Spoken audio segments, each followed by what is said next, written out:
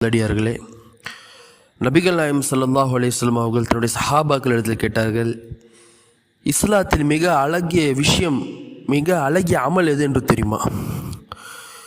பின் நபிகள் நாயகம் ஸல்லல்லாஹு அலைஹி வஸல்லம் கூறினார்கள், இஸ்லாத்தில் மிக அழகானது மனிதன் தேவையற்றதை விட்டும் தவிர்ந்திருப்பது என்று நபிகள் நாயகம் ஸல்லல்லாஹு அலைஹி வஸல்லம் அவர்கள் கூறினார்கள்.